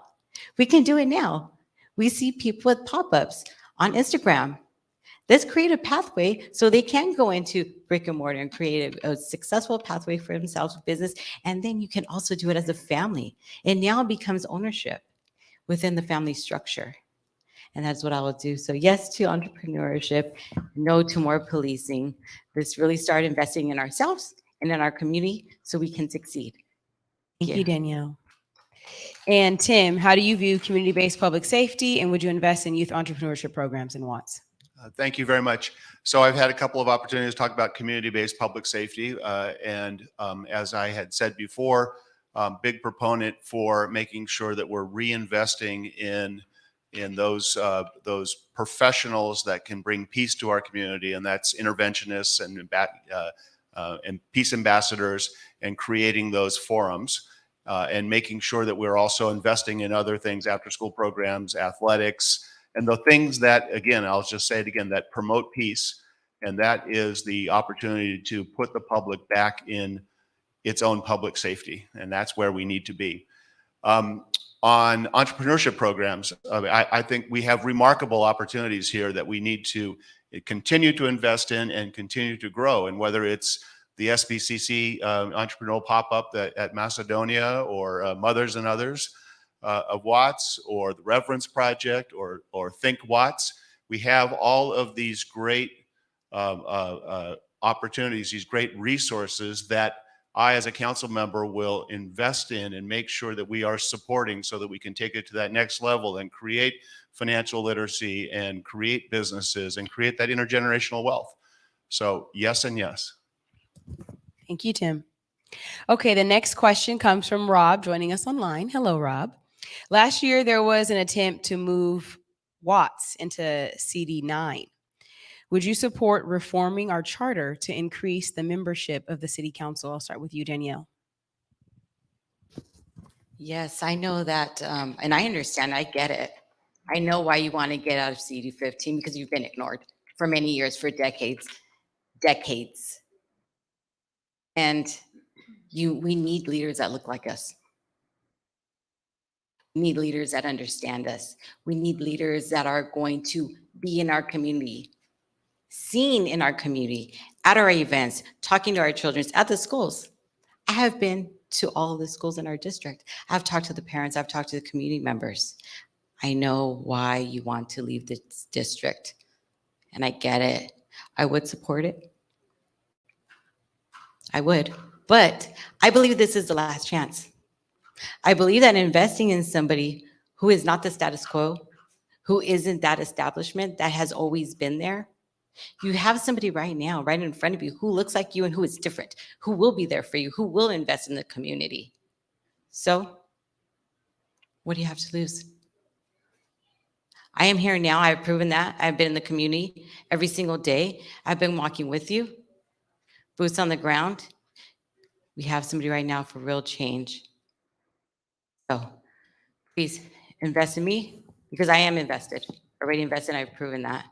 But I understand why they wanted to move. And I did support that because of what it looked like and what it was possibly going to be if the community continued to be ignored.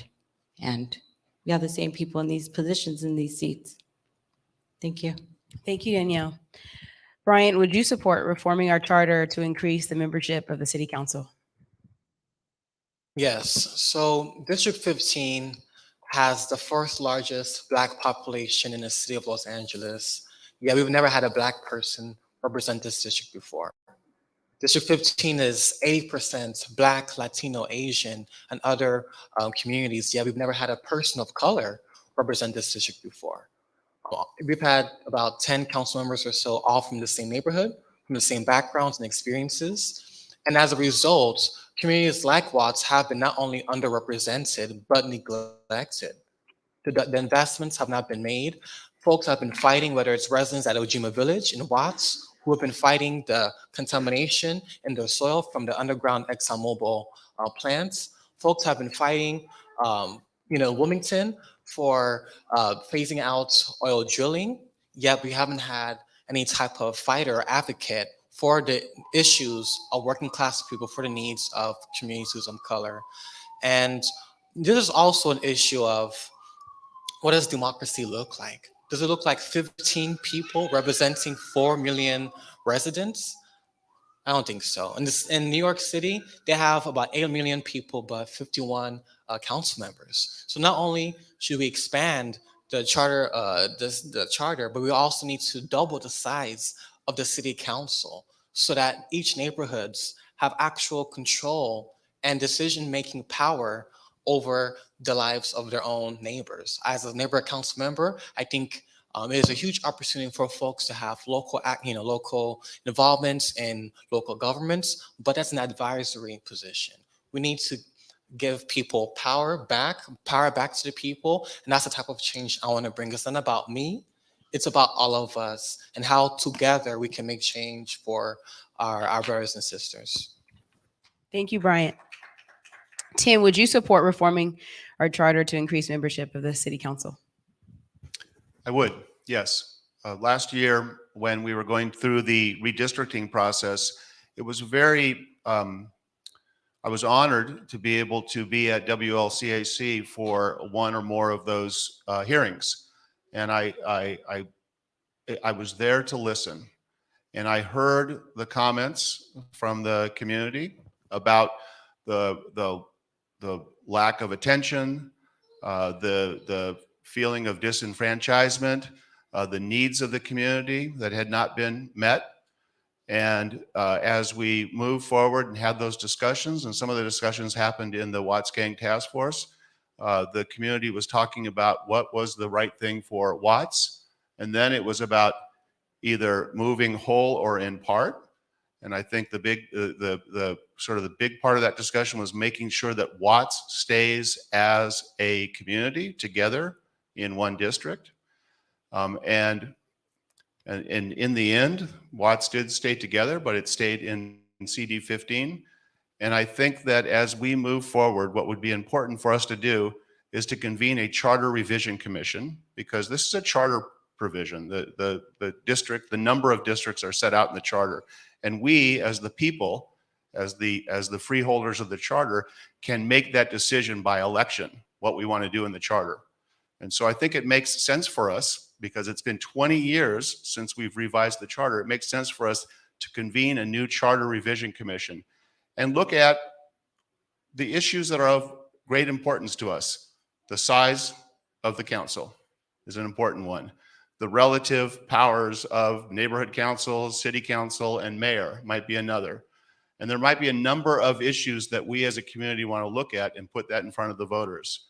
And I would be supportive of the community in that process and coming up with ways to create the best representation. Thank you, Tim.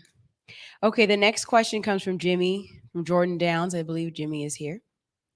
How do you plan to invest in safe places in our community for youth programming? And how do you plan to keep buildings like the Mufundi open for the community? And I'm going to ask you, Bryant. Yes, so I'll definitely invest more resources, advocate for more resources for us, make our communities safer. We can reuse, we can repurpose, vacant lots and vacant and blighted buildings, repurpose them to be used as community centers. Um, but these decisions have to be made with community input, not like what our council member is attempting to do in Wilmington, using one of those lots um, for development without actually getting community input in that process. And so yes, I will support investing in safe zones, safe resources and sensors so that folks aren't just roaming the streets, but actually have opportunities to, receive counseling or receive development in, how to do an interview for a job or building technology skills, which is very essential, for our generation where being able to have internet and technology literacy is one of the biggest factors in whether you're able to get a job and keep a job. And so by investing in those resources, we can support our youth as well. And what was the second part of your question? How do you plan to keep buildings open for the community? Right. So to keep buildings open, like the Mufundi Center, we'll use the city resources to invest in ensuring that these buildings have the funding that they need to manage the property, but also working with community-based organizations who are housed there, like the Watts Coffee House and the Urban Project, to ensure they have the resources to not only stay afloat, but to thrive and expand and be able to, be remediated in a way that attracts, more traffic, more people, bringing more, resources and revenue that will essentially self-sustain the building as well. Thank you, Bryant. Danielle, to you, how do you plan to invest in safe spaces or safe places, in the community? And how do you plan to keep buildings open for the community? Okay, so safe spaces. Do we have a lot of land that we could utilize for like community gardens, and they are safe spaces? We have underutilized buildings that can be renovated and turned into programming for kids. I know in each community within Watts, people forget that the community is divided. Although Watts is 2.2 square feet miles, it is divided. So those who are in Jordan Downs cannot necessarily go to programming in Imperial Courts, and we do have invisible lines that we cannot cross. So having safe spaces within each community within Watts will be creating safe spaces. I also want to talk about the Mufundi building, because I know that the residents in that building have been kicked out, and that is because of the non-transparency and no accountability, no community buy-in in what was going on. The releases that were given out in subleases, we did not have the oversight, nor do we have the outreach or the understanding of what was truly going on with these city contracts. We have the available buildings to have nonprofit organizations utilize these buildings, but we cannot just kick them out after their programs started. That's ridiculous. I am absolutely appalled that this happened.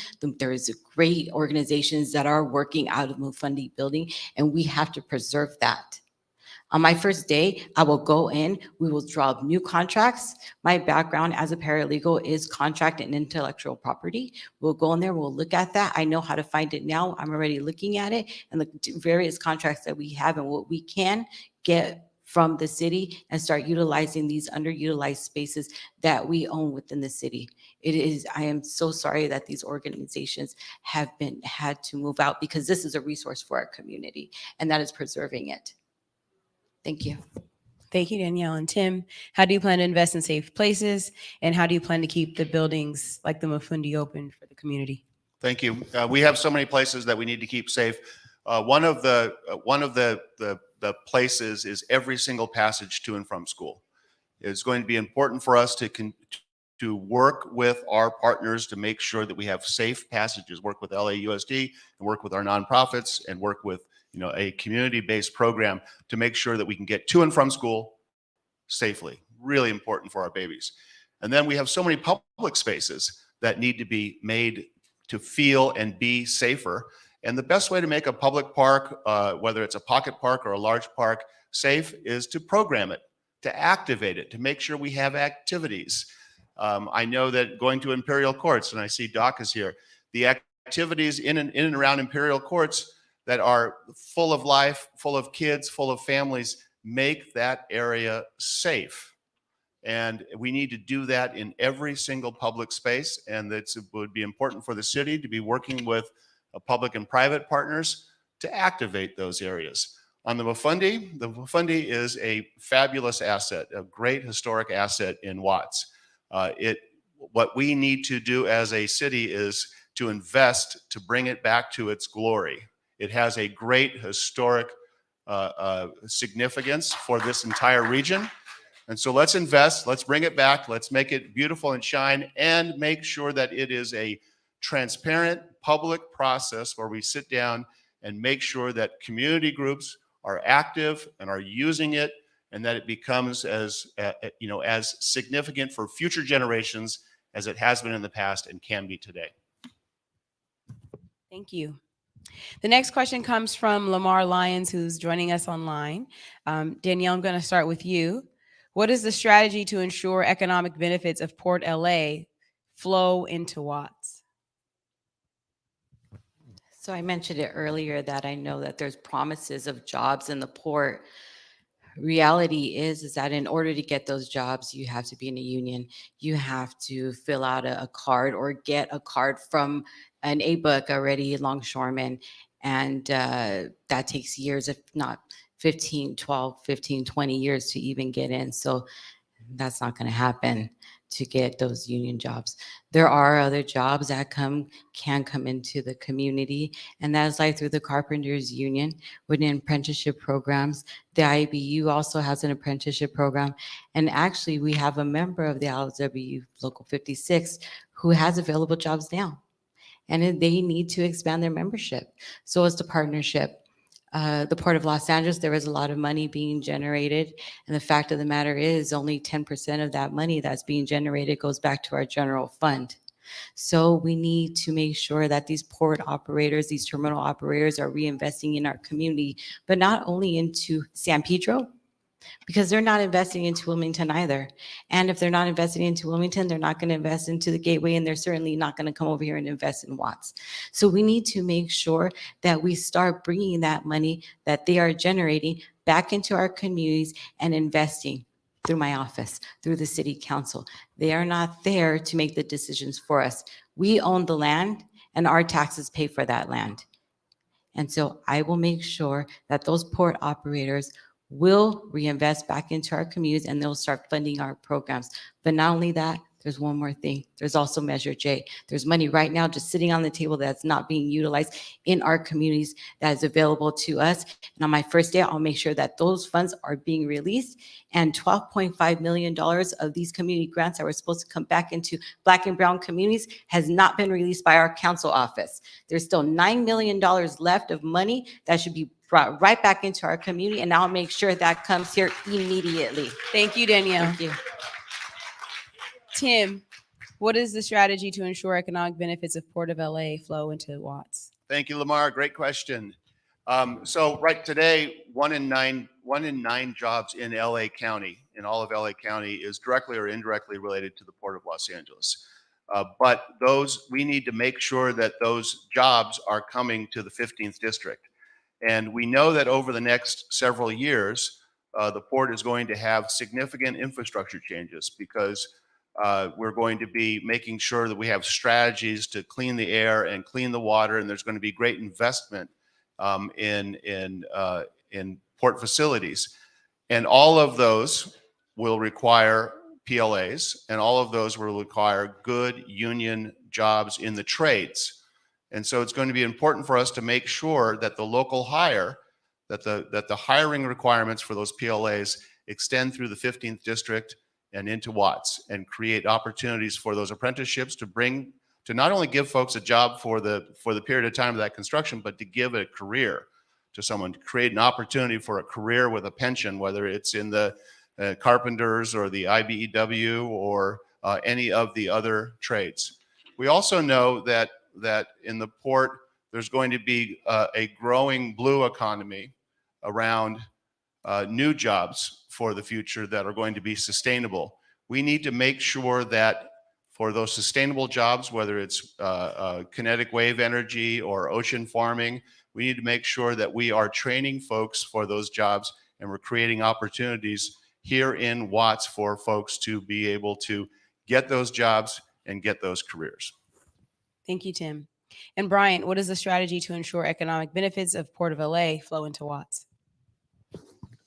So I live in a neighborhood called Harbor Gateway, which if you look at a map of District 15, it is the string that connects the harbor communities of Harbor City, Wilmington, San Pedro to the rest of the city through Watts. And so although I don't necessarily live in the harbor area, we are impacted by the port in terms of the warehouses that are placed near our homes. I live next door to 2 warehouses and a factory. Our district overall is disproportionately impacted by high levels of pollution from these warehouses, from the trucks that come in and out of our neighborhoods, increasing our risk for cancer, asthma, and more. And so part of what we need to do is transition to a green economy where we electrify these buildings, we detoxify the soil, we clean our air, and that also at the same time that our district, which does house the power engine, economic engine of the city, the port of LA, that brings in so much money every year, that these resources actually gets reinvested, not only in San Pedro, but also throughout the entire district. So what does that look like? That can look like investing in those fully paid apprenticeships so folks can have access to a unionized green job. Looks like investing in youth programs so that communities impacted by environmental injustice and will be affected by the transition actually have resources and programs and opportunities.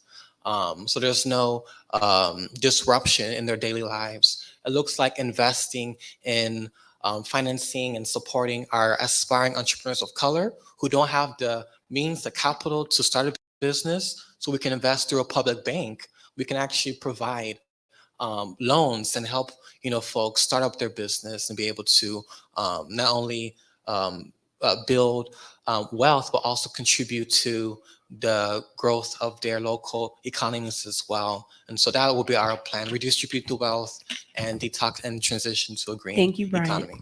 Thank you. And this is the last audience question. And I'm going to start with you, Brian. What are your policies on environmental justice, especially as it relates to the recent ordinance to shut down neighborhood oil drilling to advance just transition for community vitality?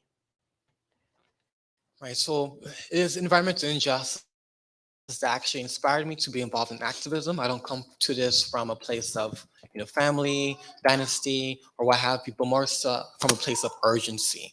I thought it was normal to live next door to warehouses, to have friends, family who have asthma and cancer. But when you go to other neighborhoods on the west side of Los Angeles, it's like almost a whole different country. And so I support passing a bold Green New Deal, which would transition our economy away from one that says it's okay to sacrifice our health and futures for corporate profits, but actually investing in clean energy, investing in rejuvenation, restoring our land, investing in community gardens, cultivating urban agriculture, and but also ensuring that we have a just transition, because our district does have the highest amounts of oil activity in the city, but for many folks, it is the refineries that provides folks a job, that provides them a pathway towards the middle class. And so that when we create these green jobs, we have to ensure that not only are they unionized, but they pay a higher wage, provide better benefits, so that folks who are affected actually have a high quality standard of living. But furthermore, we also need to work with the organizations who have been doing the work, like Communities for a Better Environment, who have led the way in phasing out oil drilling. I'm proud to have their endorsement of our campaign, because we are 100% committed to tackling the climate crisis. We need to support organizations like the Better Watts Initiative, which has been studying and testing the soil which is contaminated with all types of pollutants from the fossil fuel industry, but also the lead in our plumbing. And we know that there's not a single amount of lead that is safe. And so by supporting the organizations on the ground who have been doing the work for decades, who have been receiving opposition from their own council member, I will be that fighter who is 100% committed to fighting for the people, not Thank for the you, Brian. interests I of have to- corporate profit. I got to stop you, but thank you, Brian. Tim, what are your policies on environmental justice, especially as it relates to the recent ordinance to shut down neighborhood oil drilling? I support the ordinance and the move to prohibit any future drilling in our communities. And I support the ordinance and the move, which is coming back with more analysis on phasing out oil drilling in residential communities or in proximity to residential communities. It is an environmental injustice that our lotting pattern and our development pattern has allowed that to occur. I also think that as we close oil drilling sites, we need to make sure that we're vigilant, that they are closed properly and safely under all of the state and county procedures. And I also think that as we close oil drilling in residential communities and in proximity to residential communities, we need to hold those actors and everybody in the chain of title and all of their insurance companies and all of their partners responsible for cleaning up the property. Thank you, Tim. And Danielle, what are your policies on environmental justice, especially as it relates to shutting down neighborhood oil drilling? Well, number one, I am in favor of shutting down neighborhood oil drilling. I live near an oil well. I live near a railroad track. I live near an airport where we also have air pollution. Watts, we are in Watts, so let's talk about Watts. The infrastructure beneath the soil has deteriorated. That should be the first priority. Everybody deserves to drink clean water. Everybody deserves to breathe clean air. And that's the first thing that I want to do is go into our infrastructure and replace that. We have a lot of buildings that are old or older. There's lead. We have contaminants just in the buildings. That needs to be rectified immediately. Our children are living in these spaces. I listen to city council meetings all the time, and I hear tenants say, there's mold. Of course there is. And these landlords should be held accountable for that. That is environmental racism. They're killing us. Where we are living and drinking our water, it's unacceptable. And they should be held accountable immediately, as well as our government for not addressing these issues a long time ago, decades ago. And we need to look on the lands that we're building on, because they are now going around and our ordinances and building less uncontaminated land for housing. I don't support that either. I think that we have guidelines and ordinances there for a reason. They should be addressed. Last thing is that when we're capping, we need to find a way to expedite the cleaning of the soil. It takes about 30 years just to clean it once it's capped off and is underutilized. So not only capping it, but expediting the process of cleaning it as well. Thank you, Danielle. So when I said that was the last question, I kind of lied. I meant second to last question, but I actually do have the last question in my hand. And I'm going to start with, who did I start with last time? Brian. So I'll start with you, Tim. Will you go on record supporting bringing back the Community Redevelopment Agency to build affordable housing in Watts and promoting joint ventures with minorities? Yes, the loss of the CRAs was terrible for Los Angeles, was terrible for our communities. There were abuse, and it was outlawed in California because there were abuses that did occur with CRA, and those abuses were rampant in areas outside of Los Angeles. Not to say that CRA was perfect in LA, but the CRA created an opportunity for us to have local property owners participate in investment and a set aside of money on all of those projects for affordable housing. Do I think that the CRA will come back? I don't think so. I don't think it will. But tax increment financing, which is basically a mechanism at the state that CRA used, where you can freeze the taxes at a certain level and have the taxes at that level flow back to all of the agencies that depends on them, and have the increase in the increment go to worthy purposes like affordable housing. That kind of tax increment financing is possible. There are a couple of mechanisms that have been adopted by the state that are not widely used, and they're not widely used because they're cumbersome.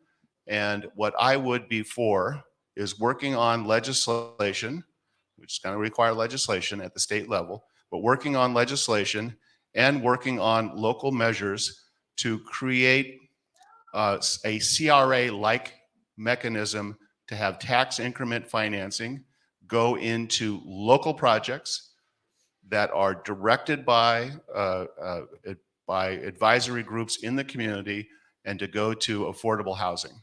I do think that's a worthy tool, yes. Thank you, Tim. Danielle, will you go on record supporting bringing back the Community Redevelopment Agency to build affordable housing in Watts and promoting joint ventures with minorities?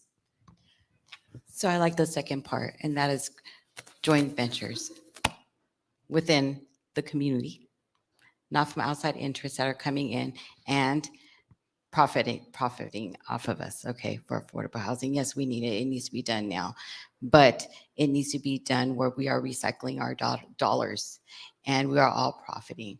What we're seeing is, yes, we do need legislation to come in that is on the state level, but we do also have dollars that voters voted on.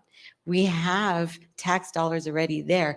Unfortunately, that money is already ran out because of the high cost of the building, because the developers that are coming from outside of our state have now brought up the cost. We said that the cost for each unit was going to be $300,000, and that is what the voters voted on. And now it's costing the upwards of $800,000, and it's taking a lot longer than what they told us. Now, what are we going to do? We need to find another way after we already put in and said yes. And we're not profiting off of what they are. So we need to change it. We have to look at it. And yes, it is going to take legislation in order to do that. But again, the second part of that question is, do I support with minority business owners? Yes. And you know what? I'm sorry. We're the majority. We're the majority. So let's also change the language a little bit too. Thank you. Thank you, Danielle. And Brian, will you go on record supporting bringing back the Community Redevelopment Agency to build affordable housing in Watts and promoting joint ventures with minorities? Yeah, so here, I agree with my sister Danielle that it's not about minority, joint ventures, but actually partnerships where we are the majority, because we are the majority here, not only in this district, but also across the city. We need to also look into bold and new innovative ways to create affordable housing, because we are facing a housing crisis. I'm the only person in this race who is a renter. I've been a renter all my life. I know what it feels like to live in rent-controlled apartment housing and the stability that comes with it, but also the instability after we lost. So that's how I end up working, at high school to help make ends meet to match the increasing rents. And so we need to invest in things like social housing, where we have housing that's affordable, especially for low-income people, where we invest via a public banking system, tenant cooperatives, where as our renters, we're not just paying, over a third, or for many of us, over half of our incomes towards rents every month till the day we pass, but we actually have ownership over the homes that we live in. I believe that housing is not a commodity, but actually a space of community, of communal living. And so therefore, we should be able to have ownership, have decision-making power over the buildings that we live in, but also ensure that we create housing that's actually affordable for neighborhoods that actually live there. And so so we have to prevent the gentrification that's currently happening in Watts all the way down to San Pedro. And we also need to elect candidates who aren't, bought and paid for by, the apartment association, which is trying to buy up our district. Our district is not up for sale. We need to elect council members who are accountable to the people, not to real estate developer interests. And that way, not only do we have council members who are accountable to the people, but the people also have actual community ownership over their own homes. Thank you, Brian. Let's give a round of applause to our candidates here. Thank you all for coming and joining and responding to the community. And all of you, please give yourselves a round of applause for being here and engaging in this conversation. This is an important part of the process to raise your voice. They are here to, hopefully represent you. And that is in your power, in your hands. And so you being engaged is important, but also we all raise our voice at the ballot box. So of course, go to the polls and vote June 7th. And of course, I'm sure they will all be here available. I'm sure you all have websites, places you can continue to ask questions as we inch closer and closer to Election Day. Thank you all for having me. I'm honored to have been here, and have a great night. Let's hear for our moderator.